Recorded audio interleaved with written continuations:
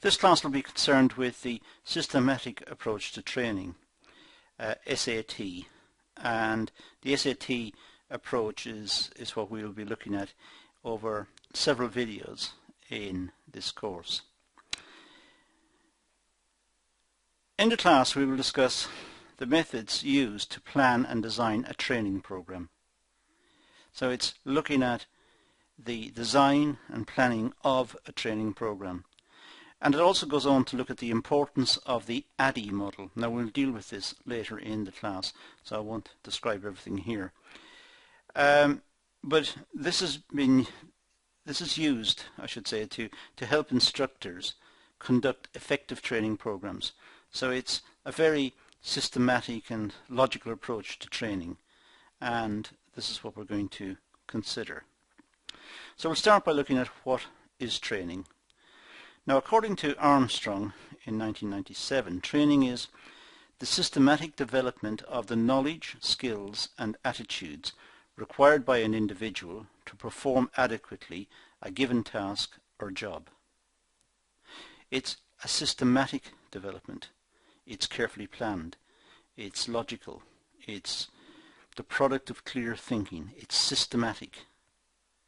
There is a system that's been followed that will enable the participants on a training course to maximize their benefits, and hence the institution, the company, will also maximize its benefits. So it's systematic development of the knowledge, skills and attitudes required by an individual to perform the task that's required of him or her. Now, this means that training programs tend to focus in on company requirements.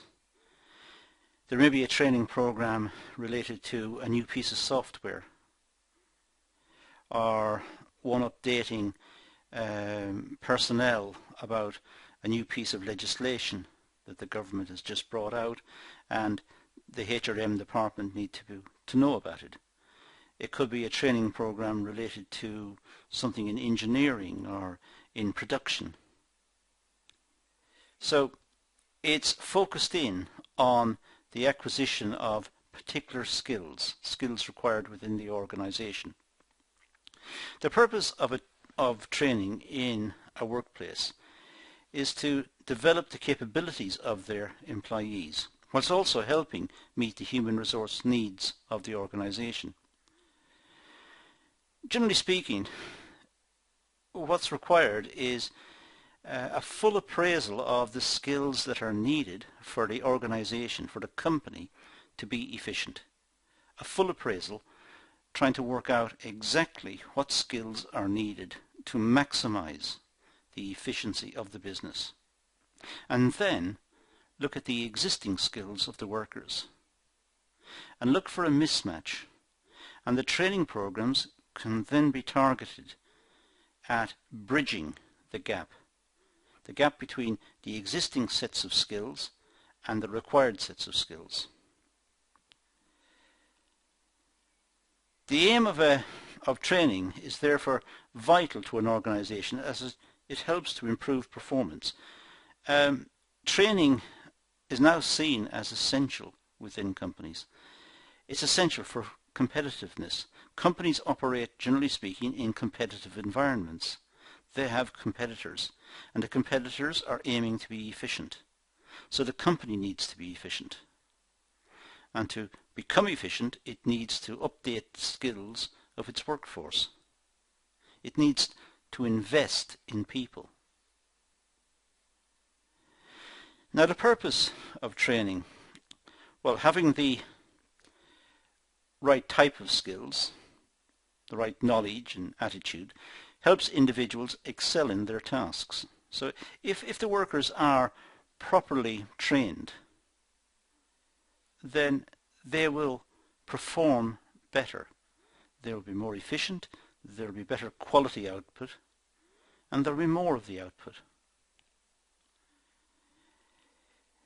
Organizations aim to achieve excellence from their employees by selecting the right candidates for the job in the first place. So the whole process should start with employee selection done by the Human Resource Management Department, having taken up the job brief, the job description from the managers, then advertising the job description and seeking candidates for the job and going through the process of interviewing. The whole purpose is to select the right people.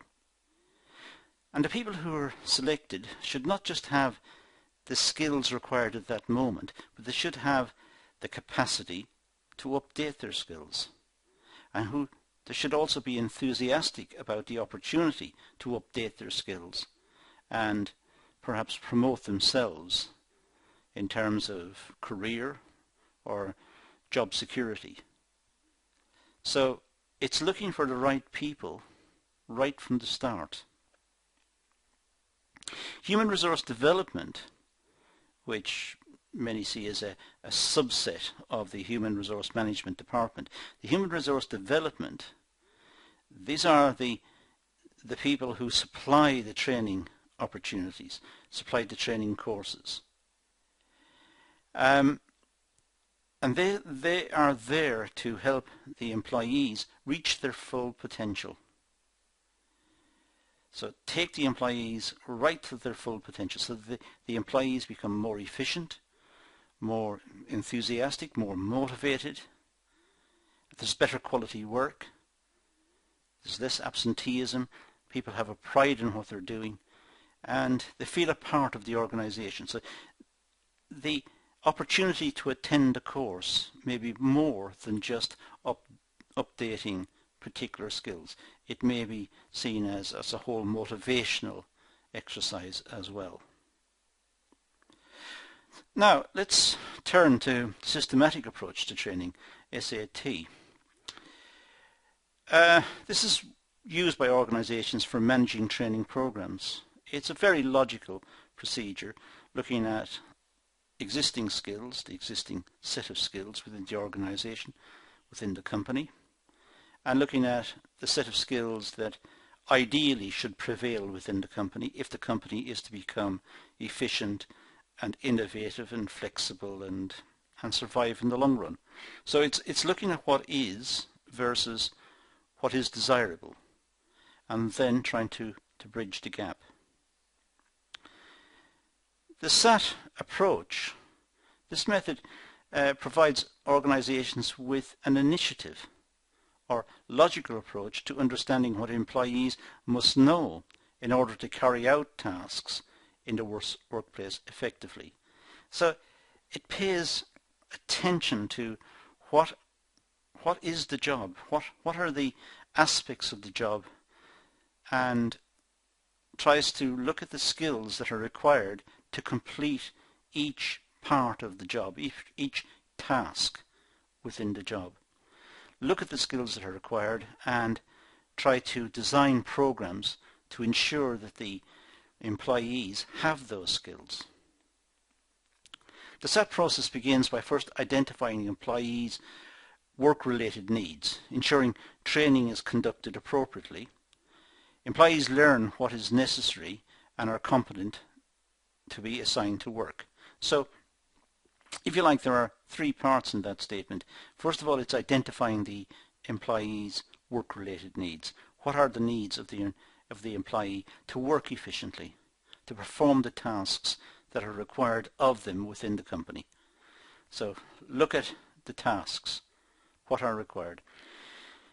Then, design programs and make sure that the program is delivered efficiently and it's conducted in a way that is appropriate for the employees, that it's pitched at the right level so that the employees understand what's happening, understand the course, understand how the information is coming across, and the employees can follow what's required of them.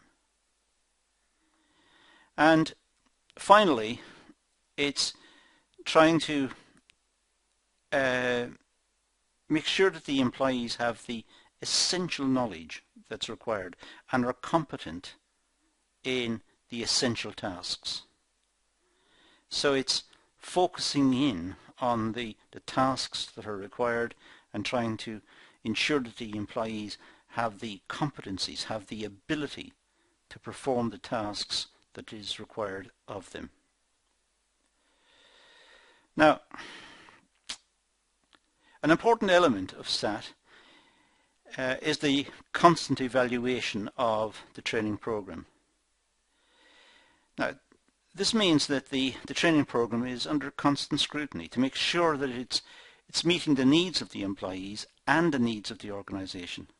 It's making sure that the employees can understand the program, can understand the training program, can understand the content, can acquire the skills from the program, but it also that the program is meeting the needs of the organization. It's teaching the specific skills that the organization requires. So the SAT approach is constant evaluation of the program, constantly looking at the program, trying to evaluate it.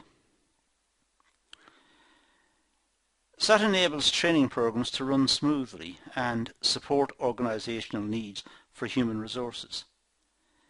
So this constant review and the focus that it brings to bear on the training program, targeting the training program towards the specific skills that are required, meeting the needs of the organization in that way, but also pitching it correctly so that the employees who attend the training programs maximize what they're getting out of it.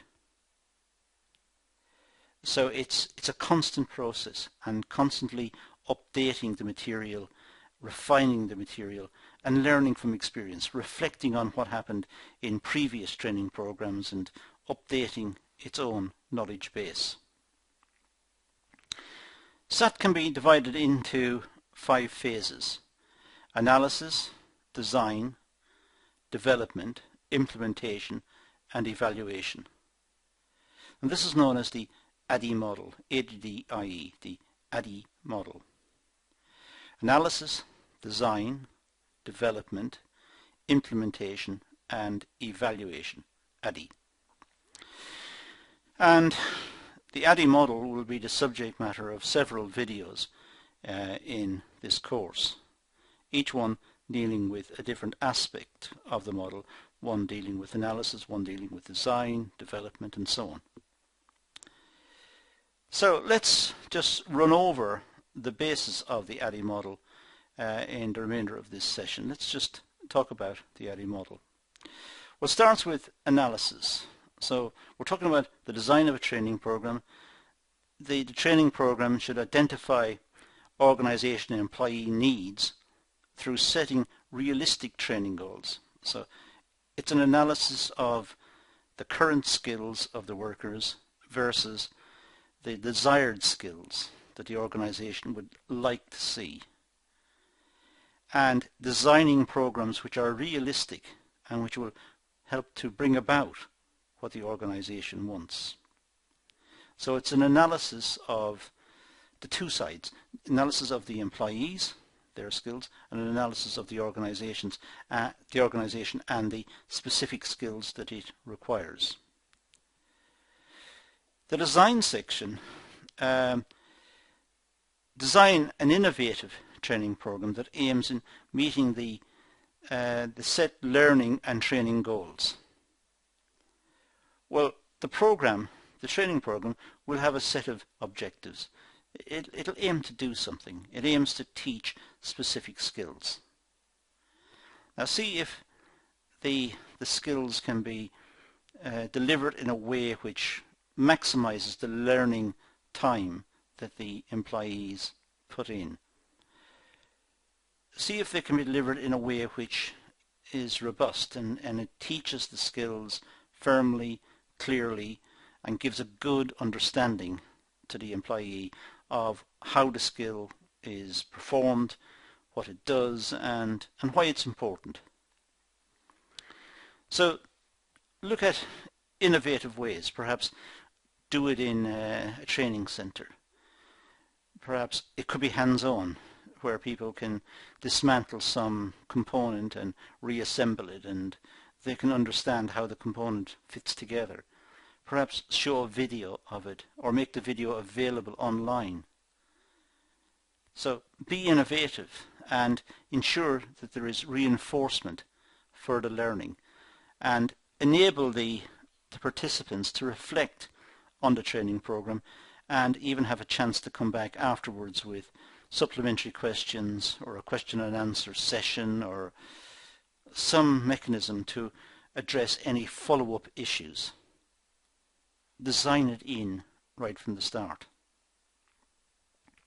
Development, well, development stages in the training program.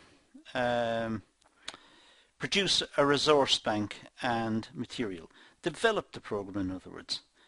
Develop the training program. Develop it in a way where it has PowerPoint slides and it has a formal presentation, but it's also got handouts, paper handouts to the participants explaining the slides. Use videos. Use hands-on experience. Organize the workers into groups to discuss the issues and give them scenarios to consider. Use whatever techniques are best, but perhaps don't just rely on one concentrated mode of delivery. Reinforce it from different angles so that the program is properly developed. Implementation, delivering and implementing and undertaking activities in order to achieve a successful training program. Get the delivery right. Make sure that the delivery is in the right environment so that people will learn within that environment. It may be a training center. It may be a local hotel where a conference room has been taken over for the day. It may be part of the factory that's been set aside. Whatever's appropriate, and then make sure that the material is presented in a way that is logical and it's in the right sequence, and the participants are taken through the material logically and they understand each part, and that it accommodates questions, it accommodates people who are slower at picking it up without frustrating the ones who want to go faster. So the pace of the delivery has been tuned. It should be practiced well in advance. Evaluation. Well, evaluating the success rate through feedback and end results. So it's important that the training program seeks evaluation. How successful was it? How could it have been done better? And this is a part of the knowledge bank that the Human Resource Development section has got. They're able to then refine the following training program and make changes in line with the recommendations from feedback from previous sessions. Now this is just a brief outline of the types of content or the types of ideas associated with these big words: analysis, design, development, implementation and evaluation, which, as I said earlier, this is the Addie model, ADDIE. Now the benefits of SAT. Well, the systematic approach to training ensures that supervisors and managers are utilizing their human resources effectively. It's systematic. It's built in. It's part of the processes within the business.